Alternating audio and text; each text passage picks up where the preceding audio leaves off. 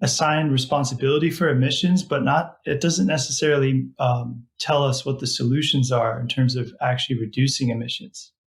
When you say that that's not actually the case, that what the calculator says is being emitted is what is actually emitted, why is that? Is it that there are certain assumptions that are made, or is it that you don't know what the kind of renewable energy mix is of the electricity that was used, or like what accounts for that?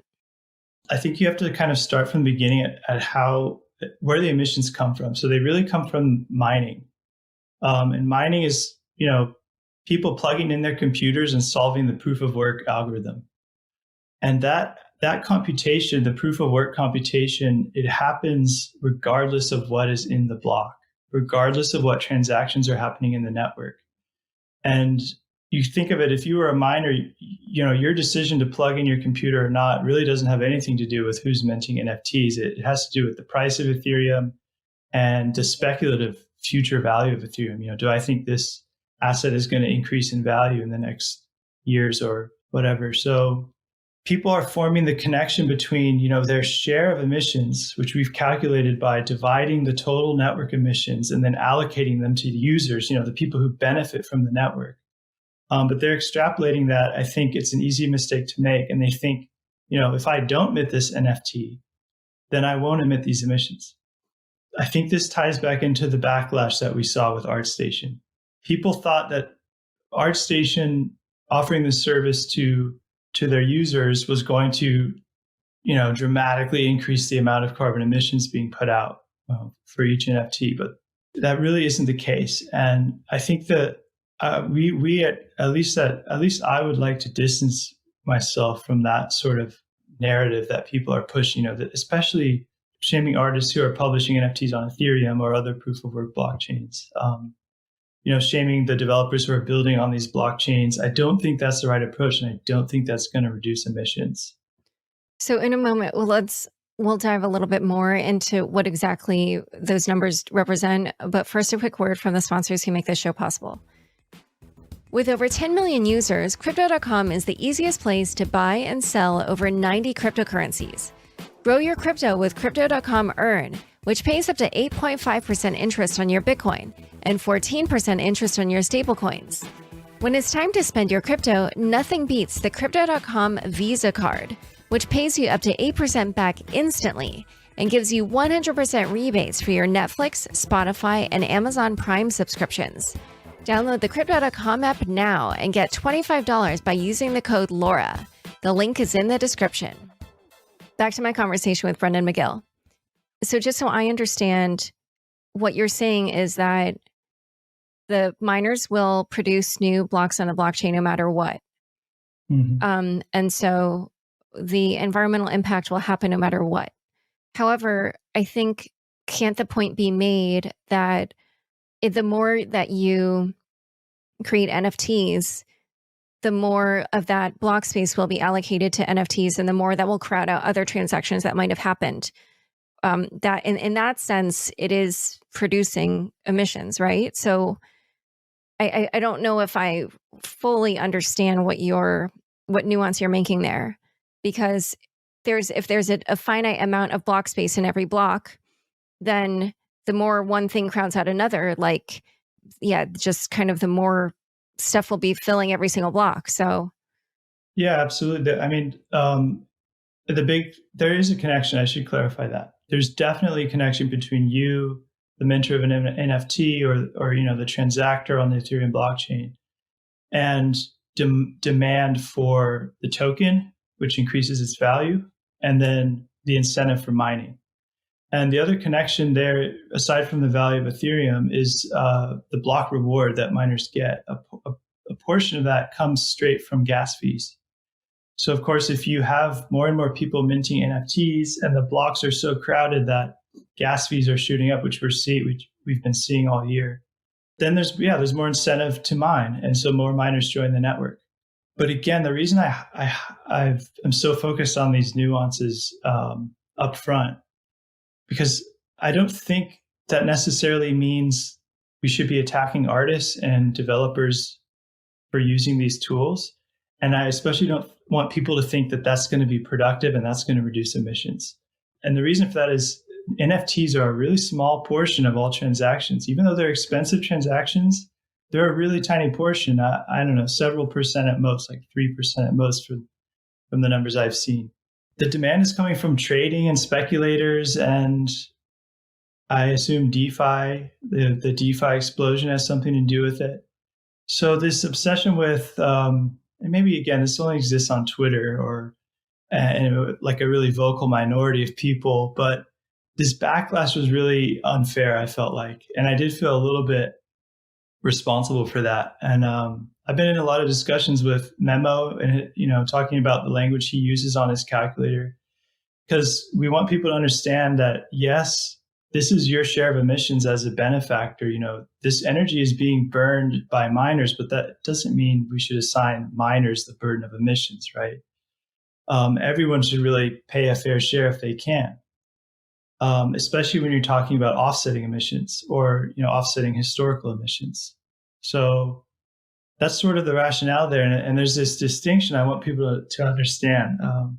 We can talk about solutions, which is decarbonizing proof of work or moving to proof of stake, but I think attacking artists and attacking developers like ArtStation, projects like ArtStation, is not productive.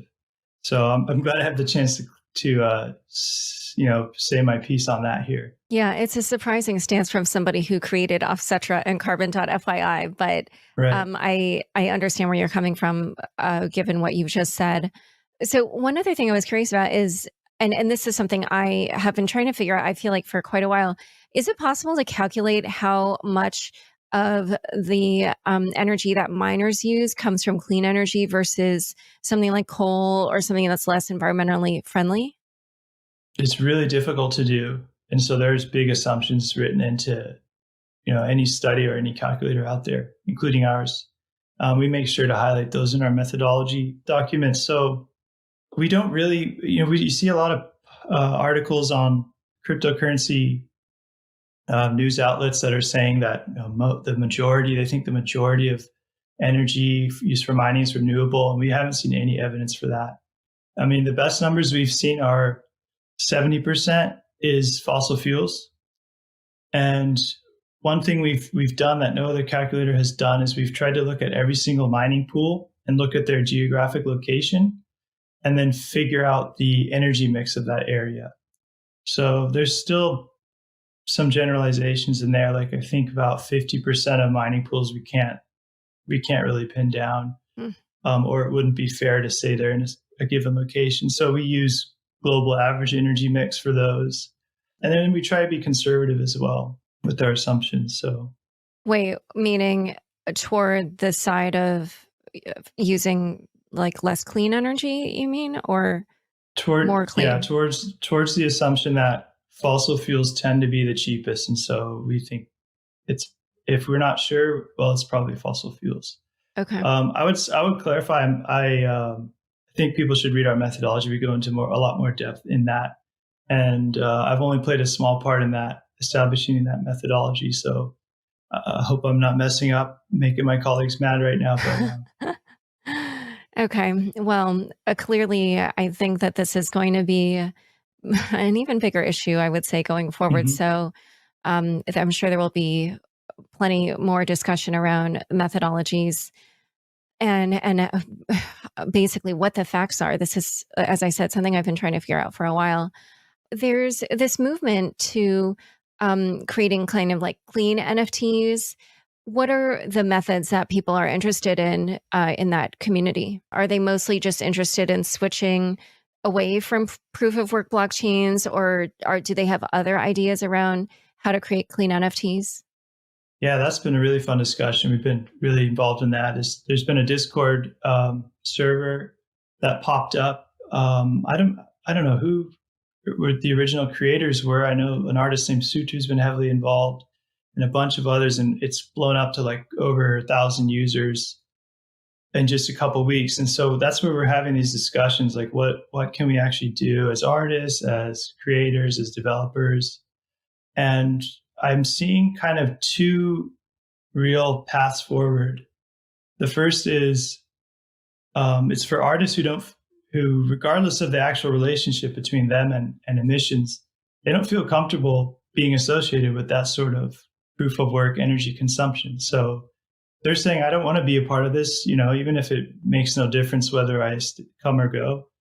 I don't want that tied to my art, and it's not my message. And so they're looking for proof of stake platforms. And there's been some awesome work, memos put together, a really nice guide, which you can find through his calculator that lists all the kind of options that are out there. Wait, which calculator is this? The cryptoart.wtf calculator. Yeah. So he's got a really nice guide that artists have found really helpful. And we're seeing more and more artists start to mint on those alternative platforms. There was some hesitation because Ethereum is kind of where it's happening right now. And, NFTs are forever. So there's some concern if I'm an artist and I'm publishing on a platform that's unproven or that no one's using, well, my art's probably not going to sell for as high of a price. And, what happens when Ethereum 2 comes out and goes proof of stake? Now, is my NFT going to be worthless? Well, those are risks that some artists are willing to take, and I really respect that. So they're sort of paving this path forward. And on the other hand, there's a lot of people who aren't willing to take those risks, and they're staying with Ethereum, even despite the association that's going on with energy consumption. So with them, we've been really excited about the opportunity to offset emissions. So we've been doing partnerships with artists who are publishing on Ethereum, and they're making up for their impact, but they're also making up like hundreds of times over. So really raising serious money for pro-climate projects. And we've offset one artist, a guy who really started it all, was Sven Eberwein. He offset like 1,000 tons, embedded it in a NFT and sold it. Just day before yesterday, Trevor Jones offset 600 tons as part of this ongoing project he's been doing. And just for reference, I think it's 35,000 Ethereum transactions offset. So, really covering their impact and more. And wait, and when you say 35,000 Ethereum transactions offset, that was all what was contained within that artwork? Right. Oh, wow. So 600 tons would cover for the emissions associated with 35,000 transactions. Wow. And earlier when you were talking about the proof of stake blockchains that some artists are choosing to go to, which ones are they tending to pick? I've been seeing a lot of, I can't even pronounce it, it's a Latin word. Het ek nunc, I think it's pronounced. I don't even know this one. I'm going to have to link in. I never heard of it either until recently, but they've been making some sales on there. And just a quick note to say here that Brendan messaged after we recorded to say that he misspoke, that Hic et Nunc is not a blockchain, but actually an NFT platform on the Tezos blockchain. I'm not super into the NFT and art world, so I think I'd have to defer you and your listeners to the guide that Memo has posted. Okay, I will link to all that in the show notes, and I'll look up this blockchain. And I guess, I know, so obviously NBA Top Shot is on Flow, which is a proof of stake network. Is that something that, these artists interested in NFTs are interested in? I couldn't say. I really couldn't, Okay. I was kind of sucked into this NFT world without without wanting to be. It's been awesome, but I don't want to speak on behalf of artists. There's some awesome conversations going on, and people are really taking it upon themselves to figure out like what's the best path. So, all right, okay. Well, clearly